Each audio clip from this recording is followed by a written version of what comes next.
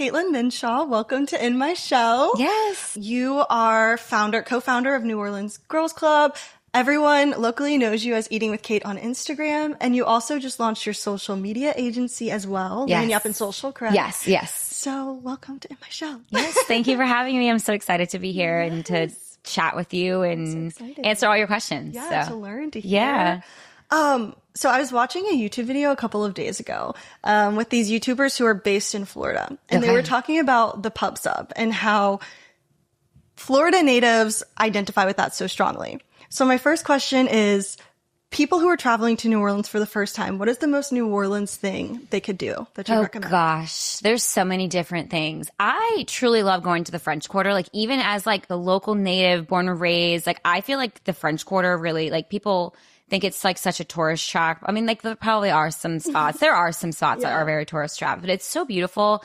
And like, cause that's where New Orleans, like that was where it started, like Jackson Square, like the cathedral, like that's where it started in the French Quarter and then it just grew out. So I think that that really captures New Orleans in a whole, like looking at the architecture from like the the Spanish influence, the French influence. I mean, of course, that's like the epicenter where all of the tourists go. But I think, I mean, I get why they do that. I mean, that's where you can really feel New Orleans and like where it started. Now, obviously, you can go into like the Bywater and then the Treme and, even like, down by kind of like in the CBD area, like that's kind of, a newer area, but you can really see the progression of kind of like where it started and where it is now. So, I feel like starting in the French Quarter, absolutely, that's like a great spot. And then like the Bywater and the Treme and Marigny and all of that, you can really see New Orleans and what's been there like pre-Katrina and all of that. So it just like captures everything, I feel like. Yeah. So, I really love that. I think too, New Orleans is like a hot spot where you can people watch. You can really pick up on the culture without having to immerse yourself in it too much. Yeah. So for people who are not native to New Orleans, can you just explain a little bit about what you do?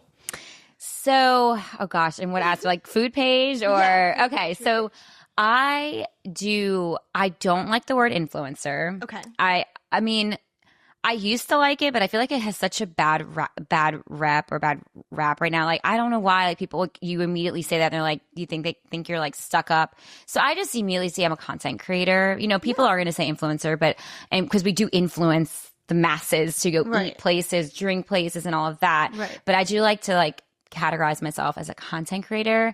And if someone were to ask me like, okay, so like, what do you do? I really do like eat for a living. Yeah. I really do. And it's great. But I also like to showcase restaurants in New Orleans that really either need the help, don't need the help, but just like showing like every corner of the food scene in New Orleans. Right. There's a lot to eat here, a lot of restaurants, and there's new ones opening up all the time, and I can hardly keep up. So, that's kind of really what I do in the long run. And I also like being born and raised here. And I know like the restaurants that have been here forever, like shine light on restaurants that have like really shaped New Orleans as well. So, yeah. Okay, so one of the things that I love is that you are from here. Mm-hmm. So I moved here like when I was 10. So I don't feel super connected to New Orleans, even though I did go to school here and I have great friends. And one of the things that's made me feel more connected to New Orleans is, talking to people like you who are entrepreneurs and they're showing people what New Orleans has to offer. Yeah. How did you decide that you wanted to highlight food specifically? So, funny story, when my boyfriend and I started dating a couple years back, we were going out to eat a lot. He's a big foodie. Okay. Like, he is such a, like, I should have brought him. Like, he's such a big foodie. I know he's working, but he's such a foodie. And we started going out to eat a lot. And I was like, you should, like, do a food blog or something because, like, you're really passionate about this. And he's like, I think you should do it. Like, you're like, you're pretty, like you've got like, you like photography, like you're into all of that. Like you should just do it. And I was like, okay, like, why not? Let me do it. It was like back in 2021, I think, or 2022. I can't remember. So it's been a couple years and I just started posting and then I just saw like, there was only a couple of content creators at the time.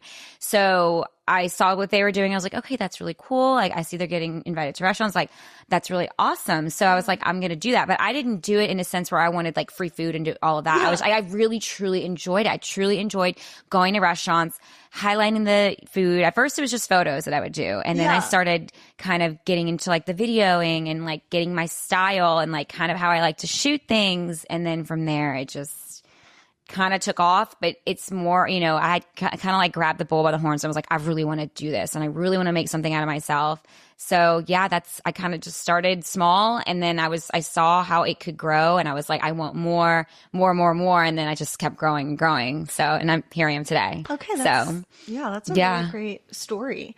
What were you doing in between everything? Like, what were you doing for work while also balancing social media? So I was in school for went to school for my marketing degree at UNO, University of New Orleans, just on the street.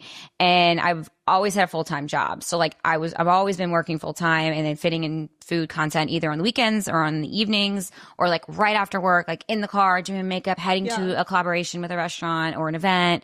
So it always worked. Like I recently just quit my corporate job to start Laying App. Wow. Yeah. Like just a couple weeks ago. So I've always worked and I've just fitted in where I could. Like, I mean, whether it be like going to like a bakery early in the morning before work, I would do it. Like, I just did it. Like, I always made time for it. So, yeah. So one of the questions, because I had Carla on last week, and I wanted to know what is one question that she wanted to ask you. Okay. And she mentioned that she saw that you transitioned to social media full time. So she wanted to know, like, what are some obstacles that you've had to face since that transition, and, you know, how do you move forward from that? So being your own boss is really tough. Like, I'm still trying to figure out my routine, because at the end of the day, you're bringing in the money, and like you've got clients that are relying on you to like really like, you know, showcase their brand as, you know, great. And like,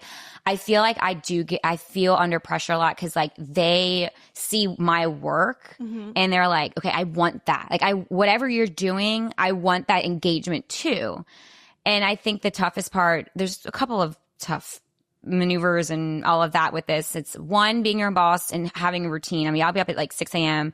and then I'll do a shoot all day and then have to edit. I'll be up till 1 a.m. Like, so I'm up all day. Yeah. And like really like learning how to shut it off. I don't know how to shut off because I love it. I like love working and I love making my clients happy. So I don't know how to shut it off. But I'm like learning now, okay, I'm going to work from 7, get up at 7, I'll work from 7 to 4 if I can, if it makes sense, or 8 to 5, whatever it is. So that's definitely been a hurdle or an obstacle, is just really getting my routine down. It's been tough. And, you know, learning how to shut it off has been tough, but I love it so much. So I think it's good that I love it, but I still don't want to burn myself out. So that's kind of where I am right now. Yeah. Yeah. I think that's a common like problem that a lot of people tend to have, especially when it comes to content creation, because I don't know if you like hear this often, but 3 times a day, post 3 times a day. If you don't post 3 times a day. Yeah. You know, it's so funny you say that, because having my own content creation page and then having my own agency, I'm seeing it from 2 different sides. So like I'm seeing it from like if I weren't a content creator and I was an agency and I didn't really know what a content creator, not that what they do, but kind of like what they go through. Yeah. So like every platform is different. Sorry if I'm going off script, but every platform is different. So like you can post on TikTok 3 times a day and it'll get pushed out. Instagram, not so much. Instagram is more, and like the algorithm is changing on Instagram. I've been noticing. I think they're coming out with something new, and I think they're trying to implement it in some way. We don't know what that is yet, but Instagram, I feel like, is definitely more polished, and 1 time a day is more than enough. Every single day on Instagram, it could work for you, it could not, but I think Instagram just likes like, from what I've seen, is just like every couple of days, you know, you post, and kind of has to be more polished. TikTok, you can post 7 times a day and it doesn't matter. And like a lot of creators, like if you hear like a lot of these big creators on like podcasts or they talk about what they did, like they will tell you, yes, on Insta or TikTok, I've posted 6-7 times a day.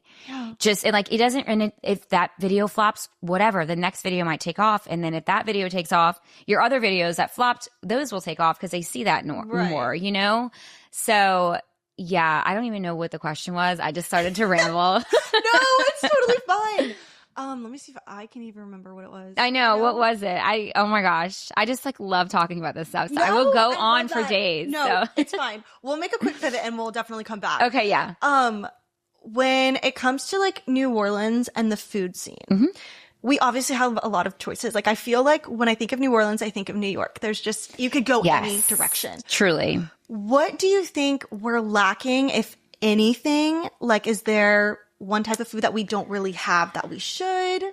I think we have enough seafood restaurants. Okay. Oh my gosh. I know we love seafood. We were like the epicenter for seafood because of the, we have Mississippi and we've got, the oysters and the shrimp and like, great. I love it. And that's great for us, but I don't think we need any more. And it's funny you say New York because when I was going over the questions, I thought of New York immediately because we go there a lot. Like my boyfriend's got family there and I have family there. So we go pretty often. And the food scene there changes like rapid fire. Really? I mean, like as far as like new spots opening, I mean, there's like a new spot probably opening every single day out there.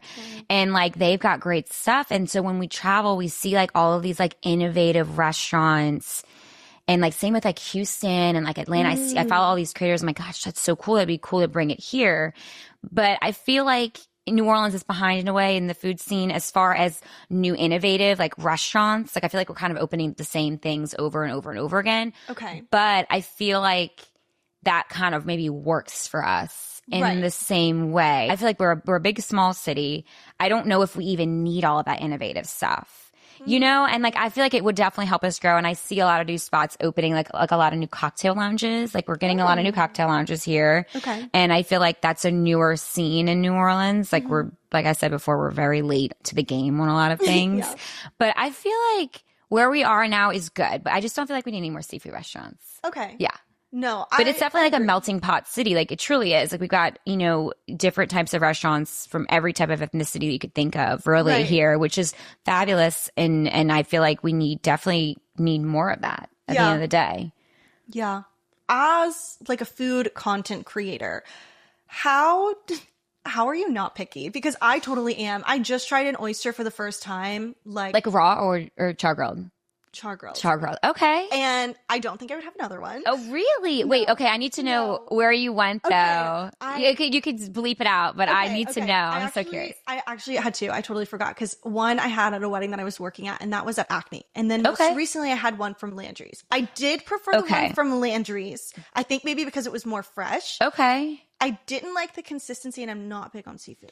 Okay, well, that's probably why. Because I recently just started liking raw oysters. My boyfriend is like obsessed, and he's like, I'm always craving them. And I'm like, ew, I don't like that. But like when you dress it up with like either hot sauce and lemon with, whatever it may be they have on the tray or cocktail sauce, that really like helps bring out all the flavor and like it's not plain and like slimy and gross. But char grilled, I love char grilled. Yeah. Yes, I love going to like Superior Seafood. They have some of the best char grilled in the city. I feel like Acme is just like a staple. But being picky, I'm really not picky. The only thing I'm picky on is cheese. I don't like blue cheese, goat cheese. I'm not really into the cheeses yet. Yeah. I don't have a palate for it. I want to have a palate for it though, because like I want to go on like wine tours and like pair it with this wine, but I just haven't gotten there yet. But I'm trying. My friends always get on me. They're like, they always make fun of me because like, you only eat like mozzarella. I was like, mozzarella's great. So is Parmesan. I like Colby Jack. I like cheddar. Like that's about all I'll do. Yeah. But I'm going to try to expand my palate. Yeah. But other than that, I'm really not picky. Like I'll eat caviar. I mean, I'll eat raw fish and everything's pretty good to me. Okay. So, well, that's good. Cause I was like thinking like, if you're booking these places or they're asking you to come do content, like, do you have to say, I actually can't eat that. Can we try something else? I'm not allergic to anything either. Cause that would suck. That would suck so bad. But there's a couple things where I'm like, okay, is there feta? What kind of cheese is on there? And they'll be like, oh, it's this and that. I'm like, okay, no, like I won't, like I truly will not eat it. And like, maybe I'll take a bite, but I know I'm not going to like it. So like, why would I like want to do that? You know? So, but luckily I'm not picky. Thank God. Cause I don't know what I would do. Yeah. Yeah. When you like make a name for yourself on social media, it's obviously very exciting, I'm sure, because you're, getting followers and you're wanting to work with different brands and other people are going to want to work with you. Have there been any situations where you've collabed with someone and it fell apart? And then how did you move forward from that? Honestly, I have been really lucky. When I first started, you really just do everything. Yeah. Because you have got to, basically you're building a portfolio Right. to, gain followers, gain, brand, like for brands to reach out to you, really brand awareness and like all of that. But so in the beginning, I was very open to everything. Okay. Now that I'm established and I have a reputation, I feel like I am a little bit more particular in who I work with, but I pretty much work with everybody. But there have been some where I'm like, hey, look, I just don't think this will align with what I'm doing and like my brand. But normally, I mean, I've never had really an instance where something there's been a couple times where I've gone to like I think of one or two restaurants where I've kind of shown up and it was just a mess.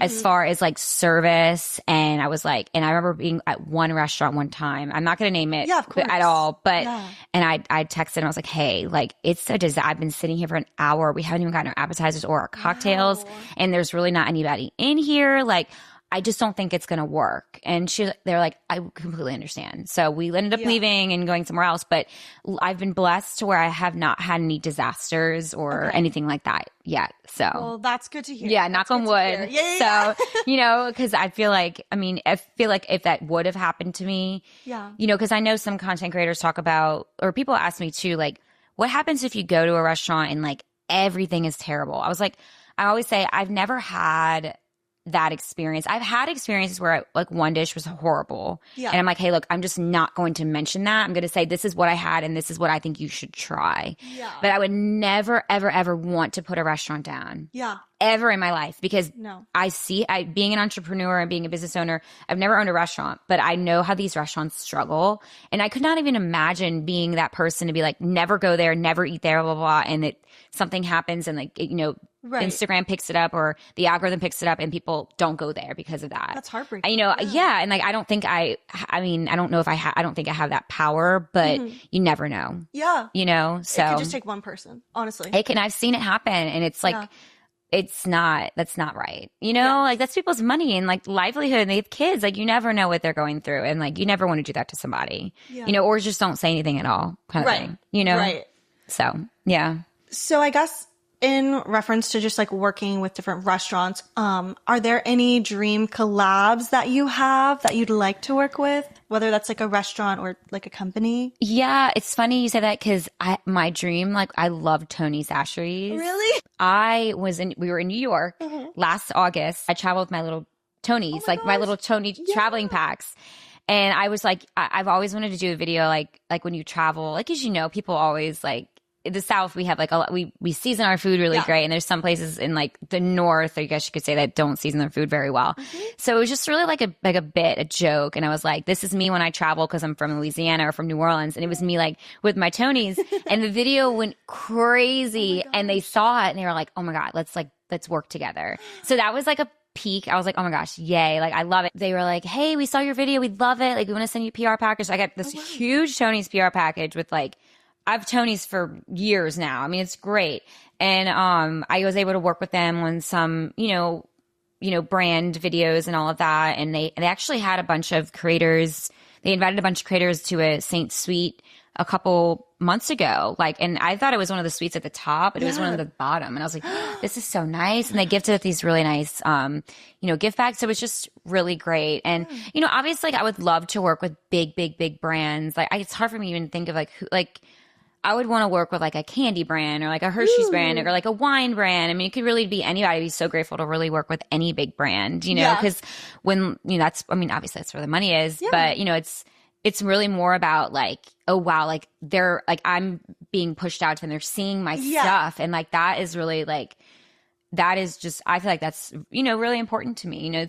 We put a lot of hard work into the edits and I'm sure Carla even maybe brought that up, but like the editing is, that it takes time. Like and you probably know that from the podcast. Like it takes a lot of time and it's not, we're just like going out there really quick. It's like, I'm spending hours like writing my scripts, doing, making sure everything like looks good and lighting's good. And, it's just a lot goes into it. So, yeah.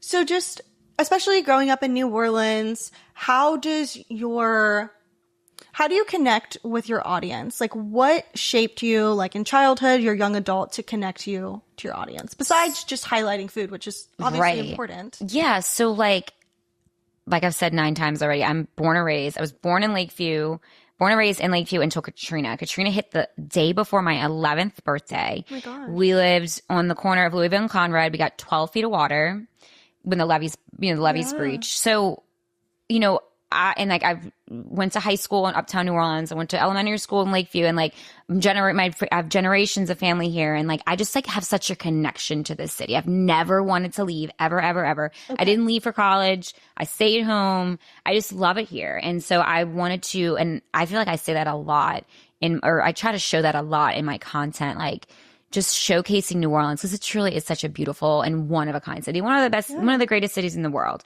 Regardless, even if we got potholes everywhere, it's still, there's a reason why we're like a tourism city, one of the biggest tourist city in the country and probably in the world, but I feel like I try to show that through my work, and, like, even if it's like a tourist trap, like I just still want to show love to it. I do. Yeah. It's hard at the end of the day because you get such negative feedback on it. But I'm just like, at least I can find one thing on the menu that I liked, you know? So, but yeah, I feel like just, just being here and seeing the city and, coming back after Katrina a couple months later and like seeing my home the way it is. And like, it was tough, but it made me just love it more, it just made me love it more, and then I relocated after to like Metairie area and all that. 'Cause my dad was like, no more. I am not risking that ever again. It was just a bunch of stuff factors that led to why Metairie is 5 seconds away. So it's like technically, it's basically New Orleans at the end of the day, just a different parish. So yeah, I think that's really, really it. I'm just really connected, and my family's all from here, and I love it. Yeah. So yeah. So just in our conversation so far, I've heard you traveled to New York, and I believe you said Houston. Yeah. Do you ever plan on leaving New Orleans, or you think this is just home forever? This is home forever. Yeah. Like it really is. We love to my boyfriend and I travel all the time. We love seeing new cities. Yeah. But there's nothing like home, and we try to do like one big trip a year. Like last year we went to Spain.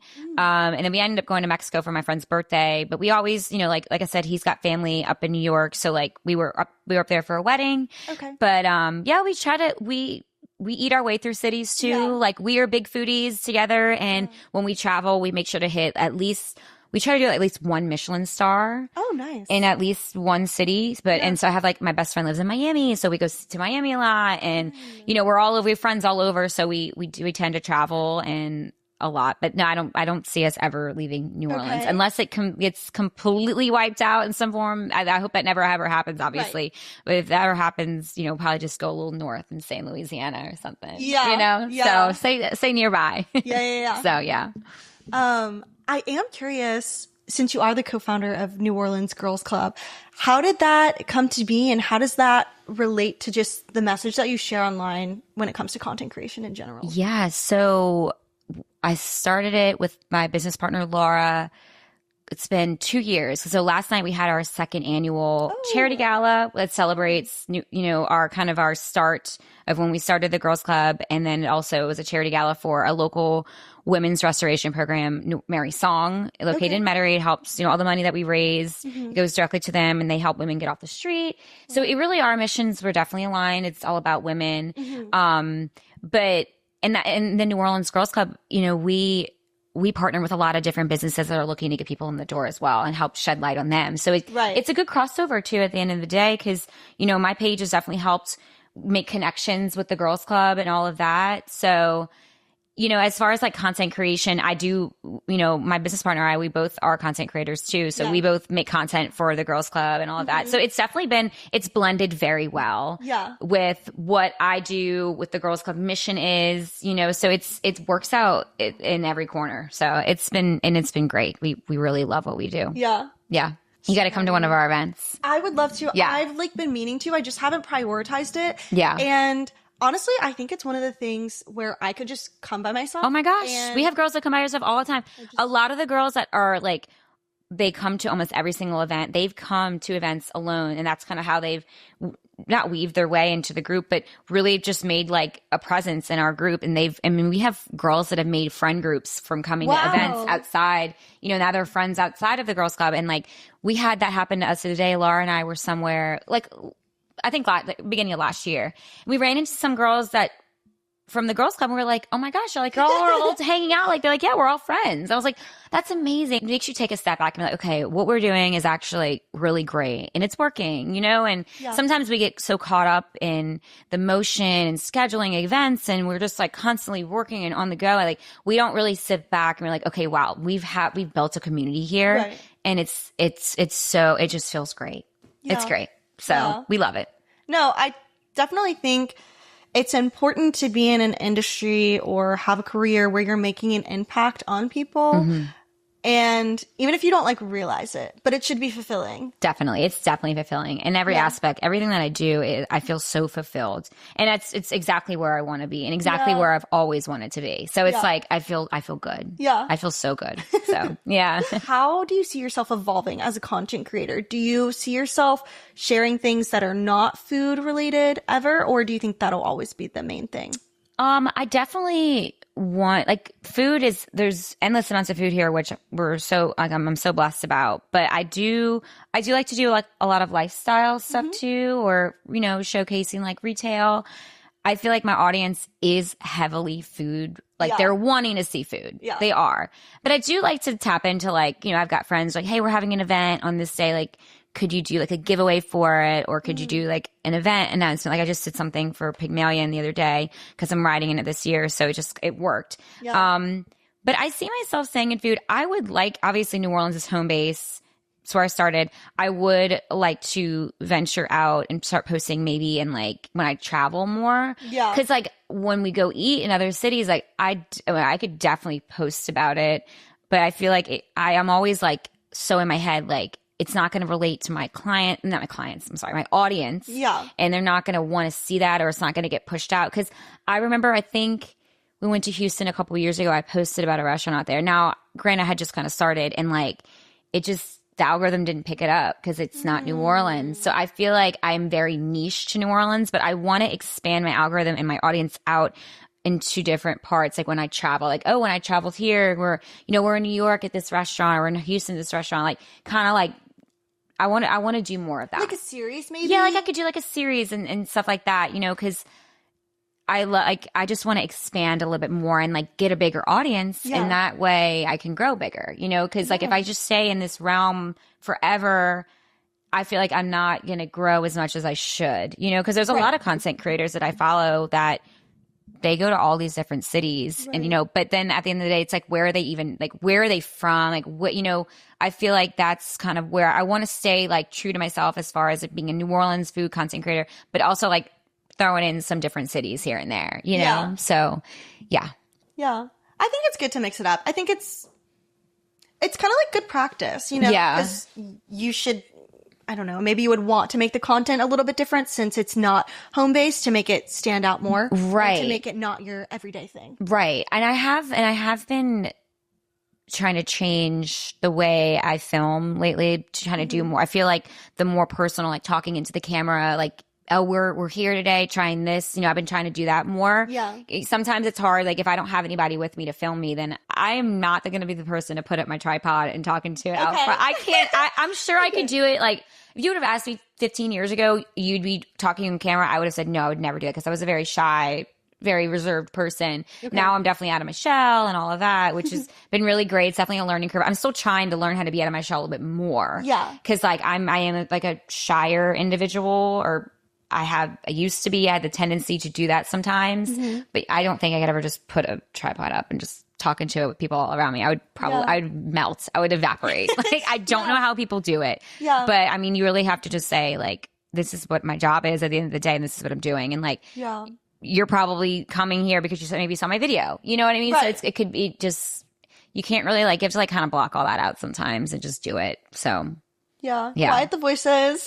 Yeah. Because at the end of the day, you're doing something that's making an impact on the community. Definitely. It's not for the people who are here to put you down because they're jealous of what you're doing, you know? Right. And that's kind of like, I see that. I'm like, when people comment on my stuff and I'm like, okay, so what are you doing in the city to make an impact? Exactly. Truly, like, what are you doing? Like, you're over here in my comments, like you would never say it to me in person. Exactly. And what are you doing for the community? You're just sitting behind your keyboard, just keyboard warriors, whatever, keyboard trolls, whatever they call them. Is that really what it's called? Who knows? I think I call them like keyboard trolls. Like, I'm like, I'm waiting for it. Like, they're always like commenting on my voice. Like, oh, you have like such an influencer, like slop voice. I'm like, I don't know what you want me. Wild. People are so mean, but I kind of like it because it boosts my engagement. Yeah. Like when people are mean in the comments, I'm like, bring it on. Because let me tell you, the algorithm likes drama and they push those videos out that are like, that get a lot of hate on it. Those get pushed out more. I mean, there's more interaction and that's probably really the reason why. Right. But I'm like, thanks. I'm always like, okay, hey, thanks for the engagement. Appreciate it. Like you took your time to comment on my video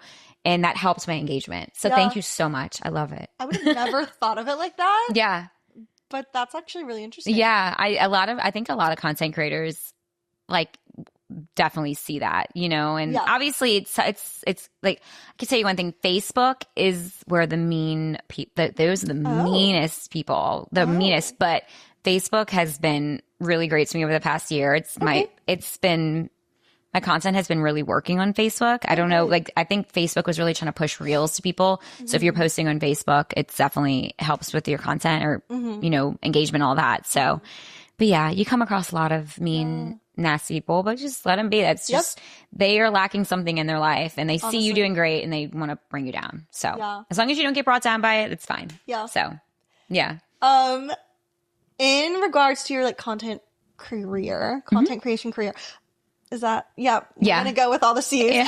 Content creation career. I love it. CCC. I love that. What are some highlights that you were like, it was like a pinch me moment? The Super Bowl. Oh my gosh. So this time last year, even before, like the end of, what was last year? 2025. So the end of 2024, you know, I feel like a lot of us were like, okay, what, like who's coming? What brands? Like we were kind of like all like on the fence. Like, are we going to get asked to like work with these brands? Like, so I remember being like, okay, I need to like start pushing out content so I can like really like get pushed out and they can start seeing my stuff. Cause I was like, oh my gosh, it's the Super Bowl. Like everybody comes from the Super Bowl. It's the biggest, like one of the biggest days of the year in the country, one of the biggest events ever. Yeah. So I remember getting emails from like certain brands and I was like, oh my gosh, this is insane. It was the craziest amount of work. Like, the pre-work, there was some events that we would go to, or I had to go to. I remember one Friday I had 3 events, and all 3 of those were brand deals, and all 3 of those had to have video. I had to video that day, and I had to edit it and have it to them by that night. My gosh! So I was at certain events in the bathroom doing voiceovers, like editing, but and still trying to like make content for that event to send to that. It was absolutely insane, but I would do it all over again in a heartbeat because it was just like so fast paced. And, you know, it was such a pinch me moment because I'm like, I'm working with this brand that I've loved my entire life. And here I am doing this. And that's another one of those things. It's like, what's the word or what's the phrase? I forget what it's called. It's like where like you have to like take yourself out of it. It's going to come to me. Okay. It's going to come to me. It's I'll think of it. But I was like, I had to really take a step back and be like, oh my gosh, this is like the work is crazy, but like I'm so blessed to be here. Yeah. Like I've always wanted to do this. So like here I am doing it and like, oh my gosh, what a whirlwind. Imposter syndrome. It's imposter syndrome where you're like, how am I at this event with like these like certain people, like not like the big celebrities. I'm like, how am I here right now? Like this is absolutely insane. I'm like, let me take this in because this may not happen for 10, 15 years again, you know? Right. So that was definitely a peak in my content creation career, a peak. So I was like, I hope they come back like every 2 years. Honestly. Like the city could use it. Cause if you think about it for the Super Bowl, like I was talking to my friend who's a makeup artist last night for the gala. She was like, I'm going out to the Super Bowl. I think it's in San Francisco this year. I think so. Something like that. She was like, the stadium's an hour and a half away from where all of the action's going. And like New Orleans is probably the only maybe, I could be wrong, one of the only cities in the country where our stadium is in the middle of that, like the epicenter of downtown. Wow. So we're walkable. Everything was, you could walk everywhere and you'd be fine. But like you can't do that in other cities where the stadium's an hour away, you know? So I think New Orleans is a great city to host the Super Bowl, or really any like Taylor Swift, for instance. Yeah. That was just like such a magic weekend. I didn't go or anything like that, but I did see they kind of play out. We had some friends stay with us. They came in town, and like the city was just so bright and alive and positive, and it was fabulous. I loved seeing it. So, but that was definitely a pinch me moment, was the Super Bowl. It was great. Yeah. Yeah. Yeah. The city was definitely very lively. Yeah, definitely. Like, I feel like we've never really gotten that much action, you know? Yeah. And I know we're trying to bid on it for like 2031. So I hope we get it. Yeah. I'll be preparing myself once we get it. I'm like, I'm ready. Start working hard again. You know, I mean, I always work hard, but start working even harder, you know, pushing out more content. So yeah. So what's been the transition to Lagniappe and social?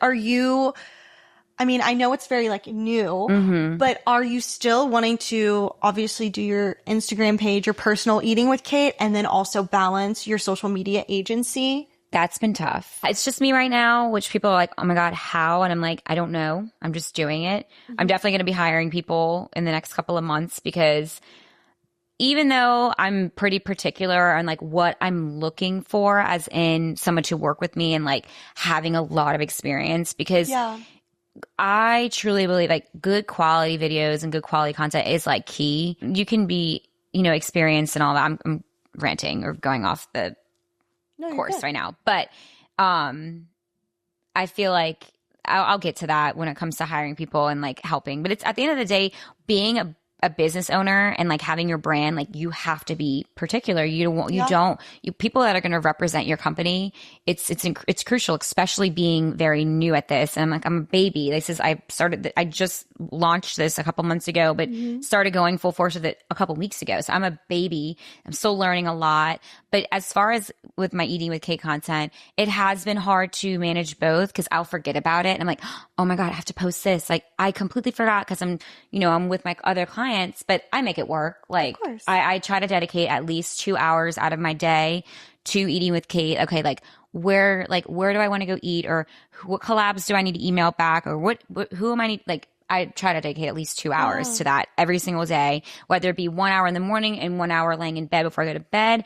I'm trying to manage it, and it's been working so far. Yeah. So I think it'll get a little bit better over the next couple of weeks. Well, that's good. Yeah. And the fact that you're able to balance it, like, it just shows that it's what you want to do. Like, it doesn't feel like a chore. I mean, I'm sure, of course, some of it does. The parts sometimes it could be. Don't like, yeah. It can be sometimes. And I think really what's been tough is really fitting it into my schedule, as far as like going to restaurants or, you know, making something work. You know, I can go to a restaurant club and like get good content and be there for like an hour and a half. Sometimes it'll go over, like I was eating at a restaurant on Monday and I was there for like 3 hours, but it wasn't really because of my filming. It was mostly just because of, it was just, they were busy, you know? So I try to like dedicate as much time as I can to it. It's been definitely a learning curve, but like you said, I love it. So it's not really like it's work, but it's not really, I love my work. So it's great. Yeah.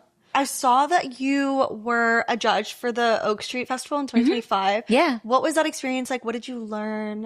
So the Poi Fest is definitely, the judging is very low key, which is great. But you try, basically it's blind tasting. Oh. So you go in there, and it's funny because depending on what time you're a judge, I'm like an early bird to like try to be there first for everything. Cause like a lot of that food that the vendors that I like going to sell out. Oh. So I was like, I want to hit this and that. Right when I get there, I want to get my content. Like I like to knock everything out in the beginning and then be able to enjoy myself the rest of the day. Yeah. So when I did the blind taste, I probably shouldn't say this out loud, but I'm going to do it anyway. When I did the blind test, I already knew too who it was because I had already eaten it. Okay. And it's because I had gotten there early. So I was like, oh, this is so hard because like I love this restaurant and it's my favorite one. It ended up being my top, like the one that won in my category. I think I was in pork. I think I was in the pork. So I had like a pork belly one. Okay. And it was fabulous. So I picked that one. But it's great. Like it's very low key. And you're kind of just, you pop into a restaurant or wherever the disclosed location is and you sit with some like another business owner. I think I sat with the owner of like Urban South and we basically had a list and you pick the one, like I think our top ones had to match, I think. Okay. I can't remember how it worked, but it was, like I said, it's very low key. It was pretty easy. But it's great. Like I used to, like when I first started, I was like, oh, I hope to do that one day. Like that's so cool. And then you do it, and like another like imposter syndrome thing where it's like, okay, I need to take a step back. Be like, okay, I've always wanted to make it here, and here I am. Like even if it feels silly, it's still something that I've always wanted to do, you know. And I did it. I did it last year, and then I did it again this year. And it's fun. It's super fun. Yeah. So, yeah. That definitely sounds like a interesting experience. Yeah. I don't know. And I did a gumbo. I was gumbo judge for the Tux. They have this umbrella walk every year, and it was back in October. So they raised money. I forget what they raised. I think it's for children. I forget what they raised money for, but they were like, "Do you want to be one of our gumbo judges?" I was like, yes, I love gumbo. Yeah, and like I'm very particular on how I like my gumbo. So I like a really dark roux. I love the boiled egg in it, you know. So I'm like, I like a seafood gumbo, but I like mostly like a sausage and meat kind of gumbo. But that was really awesome, and that was really fun because we were like sitting in the back. Like we were sitting behind the tents, and like you could see everybody kind of looking at us, like, and it was blind tasting, obviously. It's all blind tasting. So we don't really know. But I walked around before and I saw a presentation of the one that I really liked. And I was like, I knew which one it was. And I was like, it's so hard not to be biased because I do love this. And I know, and I remember what station they were and all of that. So I guess I should stop getting to things early when I'm judging. No. So I don't know because I figure out who it is, you know, but it's still so fun because, you know, I mean, who am I to tell you your gumbo's not good? Yeah. You know what I mean? So I love gumbo, but like I'm not a chef, but still, it's still super fun. Yeah. So, yeah. So I love what I'm hearing. You know, you keep saying that, oh, I've always wanted to do that. And then you obviously did achieve that goal. What kind of are things that have made you stand out or have led to your success in this industry? I think consistency is so key in anything you do in life, with a business, anything in life. Being consistent and working hard, making sure content looks good will take you so far. And I guess in the realm of like, people always ask me like, well, how do you do it? How did you get to where you are? And I'm like, I stayed consistent and I worked and I fit in every collab that I could think of. Like, posting once a month is not going to do you any good. It's not. You don't have a reputation off. You have there's nothing, like, you've got to be consistent at it, whether it be like 2-3 times a week. Like my rule of thumb with Instagram, at least, like TikTok and Facebook, I just post, like, not just post, but like I repurpose my videos, you know, mostly on Facebook and TikTok, but like TikTok is more relaxed. So if like I have something to say, I'll get on there and say it, and it's fine. But like Instagram is really my baby and like where I started. So I try to be very intentional with what I post, and like I try to do like 3 days a week. That's my rule of thumb. Like I try to do like a Sunday, Tuesday, Thursday posting schedule, but it changes sometimes. But yeah, just being really intentional with what you're posting and how you're posting it, not just posting just to post. Like, no, you need to be strategic about it at the end of the day. That's why I like started laying out, because like I want to like show businesses like you have to be strategic about it. You know, like if you look at like Flirty Girl, like she is awesome. She's killing it in social media, and I'm sure that's helped her sales like crazy and helped her business like crazy because she's putting herself out there. And that's another one, is putting yourself out there. That is really tough. That is really hard. Like I remember when I first started, I was like, I don't even want my face on there. I don't even want to talk. Oh my gosh. When I did my first voiceover, I could about died. But now I do it in my car sometimes. Like it's just so natural to me now, and like it becomes very natural to you. And especially being on camera, like I have like, they're like, people are like, I would die if you had to video me. And like, it is tough. It's very hard because like people blank out. Like you like black out. You're like, okay, what do I say? What do I do? Because I still get like that sometimes. You know, I get a little nervous, but it's still like, it's still going to help your brand at the end of the day, because people want to connect with you. People want to see somebody. They want to like, okay, like, oh, I recognize her. That's Carla, or that's Caitlin, or that's whoever it may be. Like, I recognize you, and like you connect with them. So I think that's really important. That is what social media really wants now is like they in audiences and people in general, like they want to feel connected with that content creator. I mean, like look at Alex Earl. I mean, like come on, like she is like the perfect case study for. I mean, she's beautiful. Obviously, that's helped her tremendously, but she's the perfect case study. She even says, she opens up about how like she would reach out to brands and they would say no because she didn't have enough followers but she was consistent. She posted and look at her now. She's a superstar. So I think anybody can do it. You just have to stay consistent, stay strategic, plan, like content plan is so important. Planning out your content, like, okay, this month I want to highlight, or this week I want to hit, I want to talk about gumbo. I want to talk about this. It could be about anything. And like having that plan and laying it all out can really help you too. So you don't feel so overwhelmed in content. So yeah. I think that is good advice literally for anyone in any industry is Definitely. Just to make sure that you have your organizational skills in track and in order to make sure that you're achieving your goals. Yeah. Agreed. Okay. I have one question to close out unless there's anything that you want to add. Yeah. No, I'm good. Okay. Yeah.